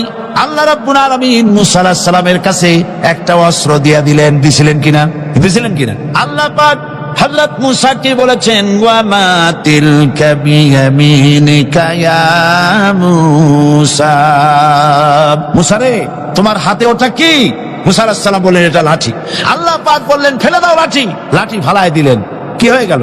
হিয়া হাইয়াতুন তাসআ, লাঠি হয়ে গেল। এখন লাঠি পড়ে সাপ হয়ে গেল। সাপ দেখে নবী বলি হোক, সাবি হোক আর আলেম হোক, সাপ দেখলে ভয় করে না মানুষের? মূসা আলাইহিস সালাম ভয় পাইছে। আল্লাহ রাব্বুল আলামিন হযরত মূসাকে শোনায় দিলেন, খুযহা ওয়া লা তাখাফ সানুঈদুহা সিরাতাহাল উলা। ধরো, লা তাখাফ, ভয় পেও না। আল্লাহ বলছেন ধরো, ভয় পেও না। ধরার সঙ্গে সঙ্গে স্বাভাবিক অবস্থায় ফিরে আসবে, আবার লাঠি হয়ে যাবে। এখন আল্লাহ বলছেন ধরো, মুসা আলাইহিস সালাম কি ভয় পাওয়া উচিত হবে? উচিত হবে। মুসা আলাইহিস সালাম কি ভয় পাইছিলেন? কারণ হচ্ছে এই দুশমনের শক্তিটা খুব বড়ই দেখা যায়, মনে হয় যেন অনেক বড়, কি জানি কি। আল্লাহ পাক বলছেন ইন্না কাইদাশ শায়তানে কানা দাঈফা। শয়তানের চক্রান্ত যতই তুমি মনে করো অনেক ষড়যন্ত্রের জাল বিস্তার হয়ে আছে, আল্লাহ কয় কিছুই না, দাঈফা, অত্যন্ত দুর্বল। আল্লাহ পাক বললেন ধরো, মুসা আলাইহিস সালাম সাপ ধরলেন, সঙ্গে সঙ্গে লাঠি হয়ে গেল। ফিরআউন বরদাস্ত করলো না, রাষ্ট্র শক্তির পক্ষ থেকে আক্রমণ শুরু হলো। অপরাধ কি? মুসা আলাইহিস সালামের অপরাধ কি? কি অপরাধ? মাশাআল্লাহ, বুঝতে পেরেছেন। অপরাধ হচ্ছে তিনি বলেছেন লা ইলাহা, জোরে বলেন লা ইলাহা ইল্লাল্লাহ। এই কালেমাকে আজ আমরা ভিক্ষার বুলি বানাইছি। এটা হলো সার্বভৌমত্বের বুলি, এটা হচ্ছে আল্লাহ পাকের সার্বভৌমত্বের কথা। আজ আমরা মানুষের কাছে আমরা শুনি, মানুষেরা ভিক্ষা চায়, লা ইলাহা ইল্লাল্লাহ, এক মুঠ চাউল দেন, লা ইলাহা ইল্লাল্লাহ 10 খান পাই দেন। এই হচ্ছে কালেমার জিকির। আবার কেউ কেউ জিকির করতেছে লা ইলাহা আস্তে, ইল্লাল্লাহ জোরে, এমন জোরে কলব সাফ করে, কলব তাতে থাকলেও পারে গেলেও পারে। এই কালেমার জার, এর আঘাত পয়গম্বররা মেরেছেন। হযরত মুসা আলাইহিস সালাম যখন বলেছেন লা ইলাহা ইল্লাল্লাহ, এই ধাক্কা ফিরআউন বরদাস্ত করতে পারে নাই। দরিয়ায় নীলের ভিতরে আল্লাহ পাক ডুবাই শেষ করে দিয়েছেন, দেন নাই? হযরত মুসা আলাইহিস সালাম তার উম্মতেরা দরিয়ার পাশে বসে দ্বীনি কথাবার্তা বলতেছেন। এমন সময় ফিরআউন, তার শত্রু হচ্ছে মুসা আলাইহিস সালাম। শত্রু কেন? মুসা কি ফিরআউনের পাকা ধানে মই দিয়েছে নাকি? বলেন আপনারা, তার হালের গরু পিটায় মারছে নাকি? অপরাধ হলো তিনি আল্লাহর জমিনে আল্লাহর আইন প্রতিষ্ঠার কথা বলেছেন। এই শুধুমাত্র এই অপরাধে ফিরআউন তার দলবল নিয়ে 3 দিক থেকে আক্রমণ করেছে। মুসা আলাইহিস সালামের উম্মতেরা ভয় পেয়ে গেছেন। তারা বলছেন ইন্না লামুদরাকুন, আমরা পাকড়াও হয়ে গেছি। 3 দিকে সারাশি আক্রমণ, 3 দিকে শত্রু, একদিকে দরিয়া, পালাবার রাস্তা আছে? হযরত মুসা আলাইহিস সালাম ভয় পেয়ে গেলেন, সারেন্ডার করলেন না। হযরত মুসা আলাইহিস সালাম বললেন কাল্লা, কখনো নয়, ভয় পাওয়ার কোনো কারণ নাই।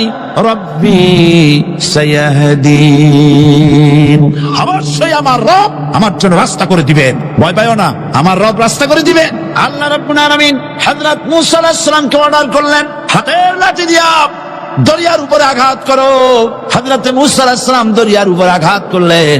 রাস্তা ছিল দরকার একটার, এক বাড়িতে আল্লাহর হুকুমে লাঠি দিয়ে একটি আঘাত করার সঙ্গে সঙ্গে হযরত মুসার তার সঙ্গীর সাথে দরিয়া পার হওয়ার জন্য দরিয়ার মধ্যে দিয়ে আল্লাহ 12টা রাস্তা পয়দা করে দিলেন। সে আল্লাহ আছে না নাই? এত আসতে বলেন কেন? ভয় পাওয়ার কারণ আছে। রাষ্ট্র শক্তি বাধা দিয়েছে সমস্ত নবীদেরকে। কেন? নবীদের চরিত্র খারাপ? জোরে বলে, নবীদের চরিত্র খারাপ? নবীদের চাইতে মাসুম, বেগুনাহ, উন্নত চরিত্রের মানুষ আল্লাহর আকাশের নিচের জমিনের উপরে আর হয় না। তোমরা যে সব নেতাদের পিছনে দৌড়াও, অমুকের সৈনিক, নেতা নেতা করে মরো, এইসব নেতা যাদের পিছনে দৌড়াও, এই নেতাগুলি, আমি জিজ্ঞেস করি আপনাদেরকে, এই নেতাগুলি জীবনে একবারও জেনা করে নাই? এ ব্যাপারে অনুসারীরা আপনারা কি নিশ্চিত? মিথ্যা কথা জীবনেও কয় নাই, প্রতারণা করে নাই, ঠাট্টা করে নাই, বিদ্রুপ করে নাই, মদ খায় নাই, মানুষ হত্যা করে নাই। কিসের নেতা? নেতা হচ্ছেন সেই ব্যক্তি যিনি বলেছেন ও আমার স্ত্রীরা, ও আমার সাহাবীরা, রাতের আধারে আমার মধ্যে যা আচরণ দেখতে পাও, দিনের আলোতে আমার মধ্যে যা দেখতে পাও, সবগুলি খুলে খুলে মানুষের কাছে বলে দাও। তার নাম বিশ্বনবী মুহাম্মদ রাসূলুল্লাহ সাল্লাল্লাহু আলাইহি ওয়াসাল্লাম। হযরত মুসা আলাইহিস সালাম বলেন ফিরআউনের জেলের ভয় আমি করি না, আমার কি জেলের ভয় দেখায়া লাভ নাই, আমি আল্লাহ পাকের পয়গম্বর। হযরত মুসা আলাইহিস সালাম, ফিরআউনের দলবল আছে, লোক লস্কর আছে, তার অস্ত্রের অভাব নাই। আল্লাহ রাব্বুল আলামিন মুসা আলাইহিস সালামের কাছে একটা অস্ত্র দিয়া দিলেন। দিছিলেন কিনা? দিছিলেন কিনা? আল্লাহ পাক হযরত মুসা কে বলেছেন ওয়া মা তিলকা বিয়ামিনিকা ইয়া মুসা, মুসা রে তোমার হাতে ওটা কি? মুসা আলাইহিস সালাম বললেন এটা লাঠি। আল্লাহ পাক বললেন ফেলে দাও লাঠি। লাঠি ফালায় দিলেন। কি হয়ে গেল? হিয়া হাইয়াতুন তাসআ, লাঠি হয়ে গেল।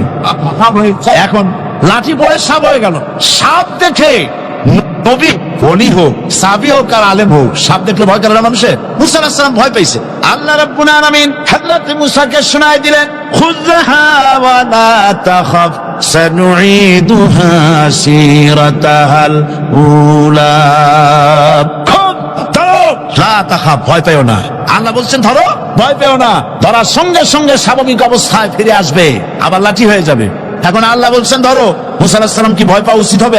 উচিত হবে। মুসা আলাইহিস সালাম কি ভয় পাইছিলেন? কারণ হচ্ছে এই দুশমনের শক্তিটা খুব বড়ই দেখা যায়, মনে হয় যেন অনেক বড় কি জানি কি।